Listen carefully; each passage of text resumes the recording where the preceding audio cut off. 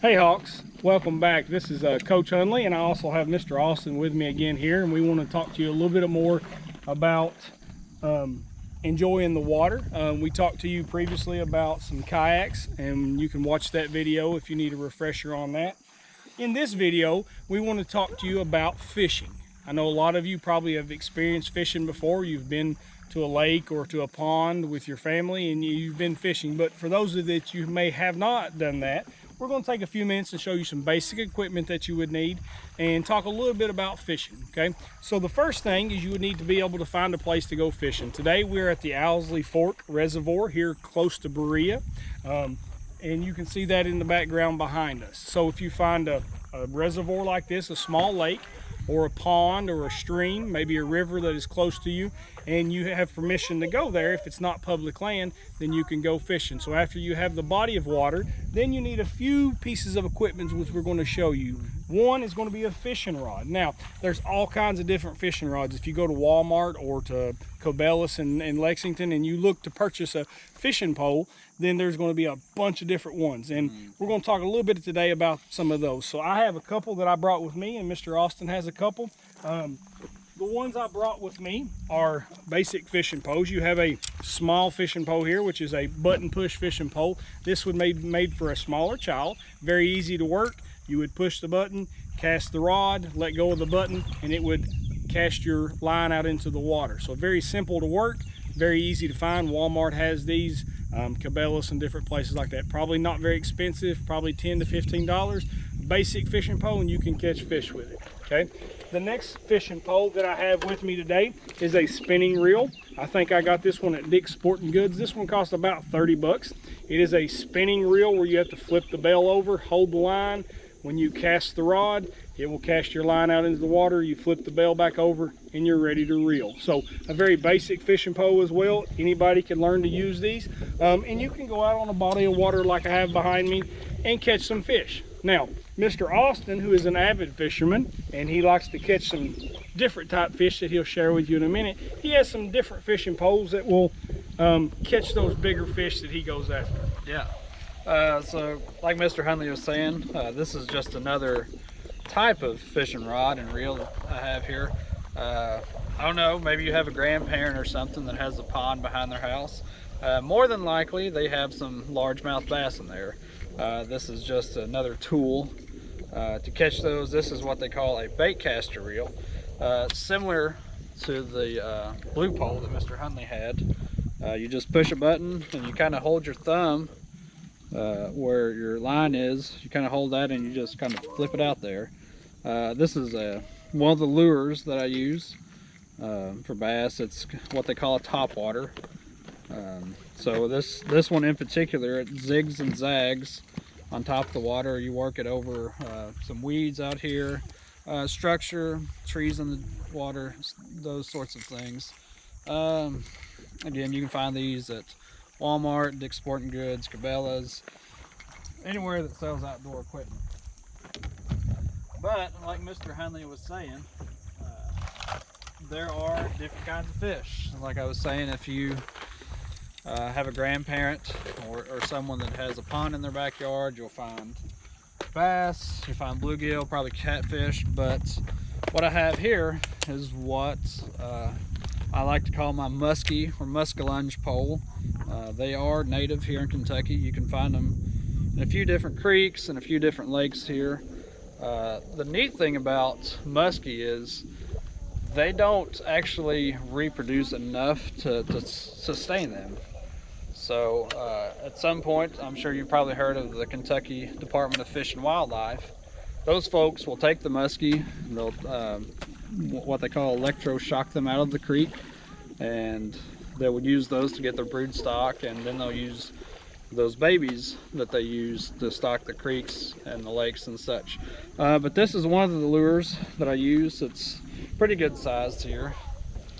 While Mr. Austin is showing that lure right there, he's talking about a very large species of fish, a muskie, and you can look that up if you have capability to do so on the internet. But you're talking a big fish, a couple feet long. Yeah, like now, 36 inches. I think the state record's like 56 inches. So So a very big fish, and you see the size of Mr. Austin's lure. Now here's a normal lure that Coach has that you would use in a pond or a creek to catch, you know, bluegill, smallmouth, largemouth bass, things that are native to Kentucky that reproduce in the waters that we have here. So you can see the size difference, and if you were standing here with us, you would be able to see that Mr. Austin's pole is a whole lot larger than Coach's. So yeah, anytime that you're fishing, you need to be thinking about the species of fish that you're after, trying to find something that they like to eat. That's what we're out here doing today, is we're trying to catch a few fish, so we have to present stuff to them that's in their natural habitat that they would like to eat. And we'll get out here on the water a little bit more today. So a couple things, we have some kayaks with us. We talked about the safety of being in a kayak in our previous video. We also have the fishing poles with us today. And you can see here behind me on the red kayak, I have a small tackle box. Each of those little plastic containers has dividers in them, and I can put the different lures and stuff that I have for the fish that I'm after. Mr. Austin has one here, and as you can see, he has a bunch of large baits for those big muskie he's after. Yeah, muskie are a really fun fish. Hopefully at some point you'll get to go fishing for them. And this is just some of the lures that I got. Got this guy with all the tails on the back. This big ugly thing right here. So like Coach was saying, you want to use bigger lures to target the bigger fish. So I guess let's get on the water. Let's get on the water. We'll see you out there. Hey Hawks, Mr. Austin and I are now out on the water. We know we spent a few minutes there with you talking about some different fishing tackle and some different baits and different types of fish that Mr. Austin may go after, or some things that you can go after here in Kentucky. You know, we said there was largemouth bass, smallmouth bass, you got bluegill, you got crappie, and then he talked to you about a large species of fish called muskie. I'm going to stay back a little bit here, and Mr. Austin is going to demonstrate some casting and things. As you can see up there in front of us, we have some structure in the water. Fish like to be around different structures. Some of them like to be around trees that have fell over in the water. Some of them might like to be around rocks, rocky bank underneath the water that you may not be able to see. So depending on the fish that you're after, you may have to learn a little bit more about the surroundings.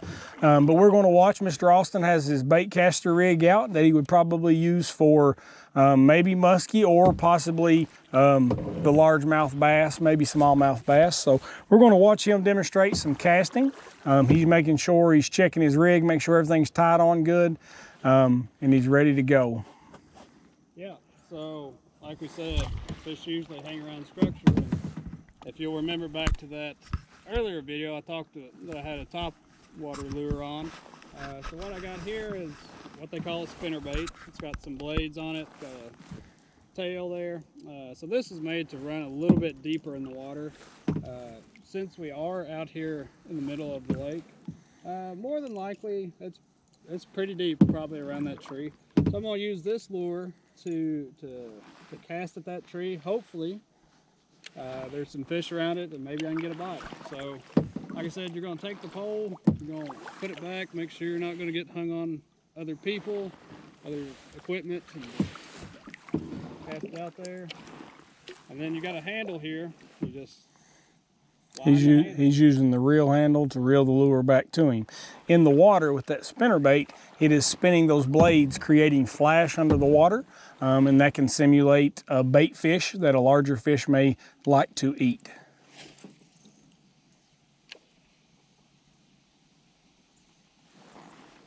Now, one of the things you always need to remember when you're out fishing is sometimes you catch some, sometimes you don't.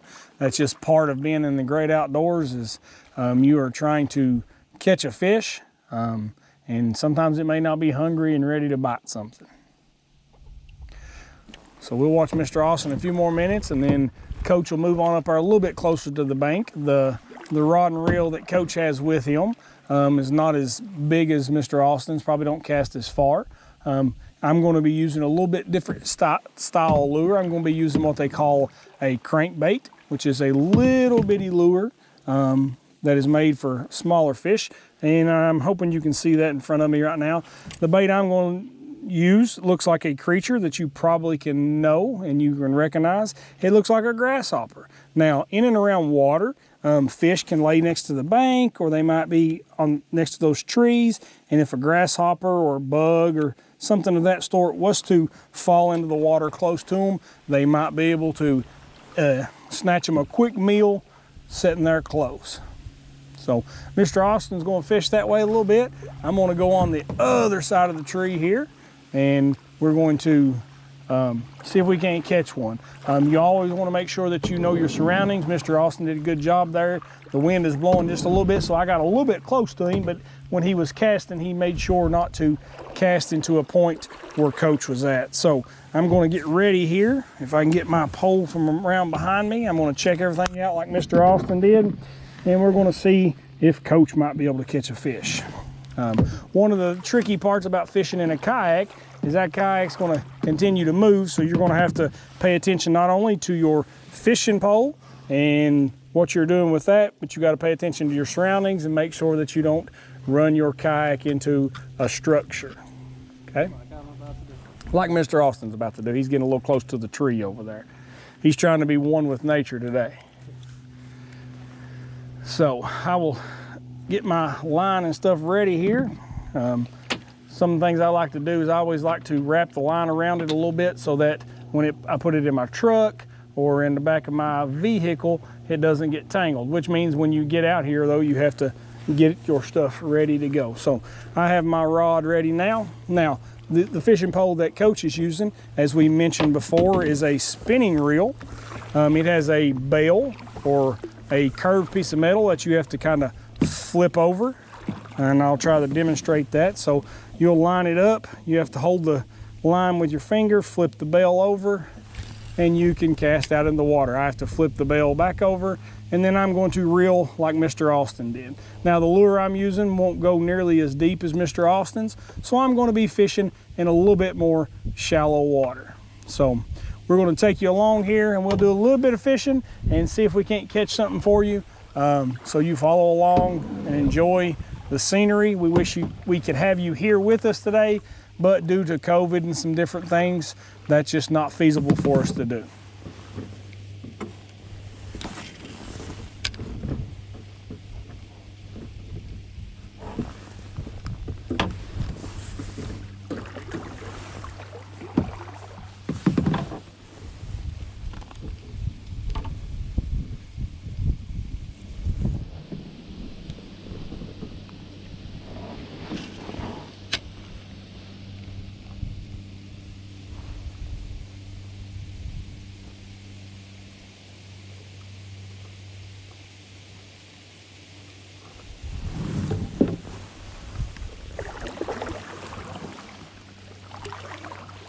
It's a little windy out here on the water today. The water's a little bit choppy and the wind's blowing, so sometimes when you're paddling your kayak along, you may have to reposition yourself so that you don't get too close to the bank or to the edge of the water.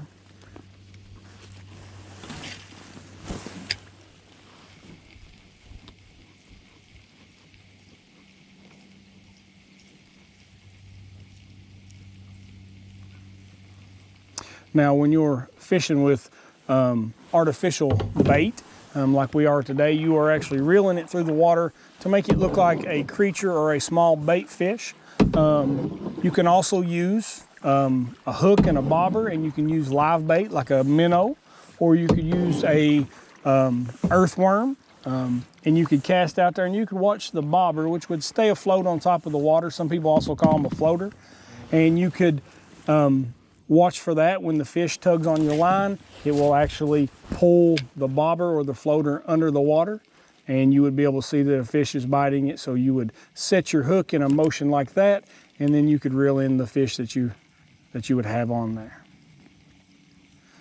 As Coach and Mr. Austin are fishing today, the lures that we're using, you're going to crank through the water, and it would feel like a big sudden tug on your line, and then you would set the hook and go from there. So we'll continue on around through here a little bit, doing some fishing, and hopefully we might get a bite. And again, like I said earlier though, you may not. Sometimes you do, sometimes you don't.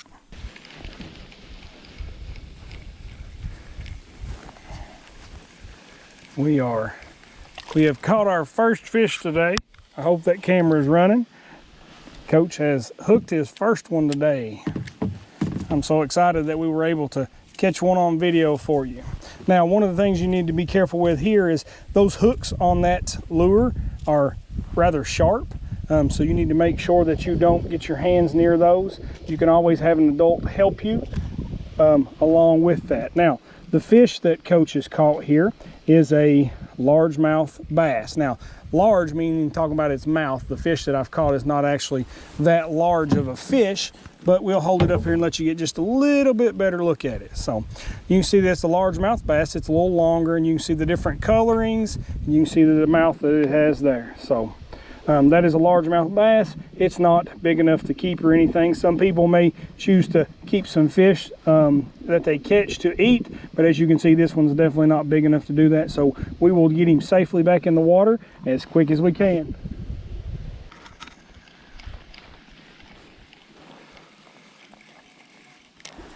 All right, Coach has got number 2. Got number 2 on the board. This one is not a bass species. This one is a bluegill. And like I said, you got to be a little careful with getting those hooks because they are sharp. So you want to take those out of those very carefully.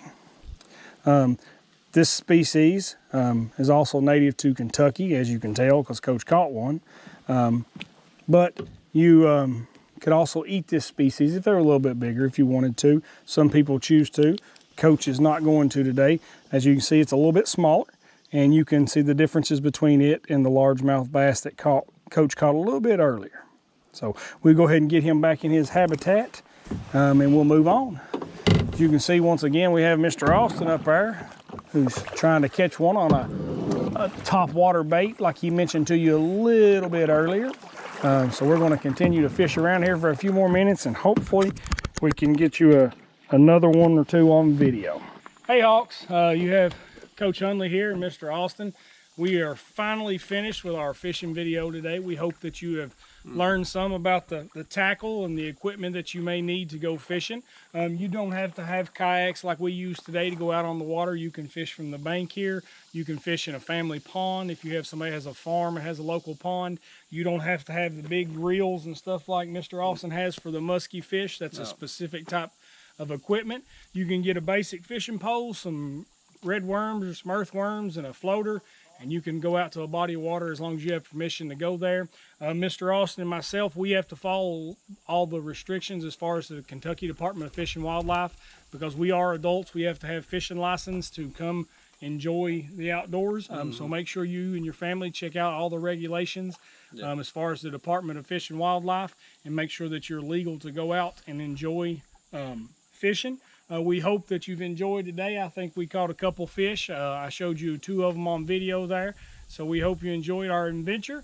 And if you have any questions about fishing, next time that you get to see me or Mr. Austin, give us a good question and we'll try to answer it as best we can. And we hope that this has sparked some interest and that you get to go out with your family and enjoy the great outdoors like we have today. So anything else? I think that's it. That's it.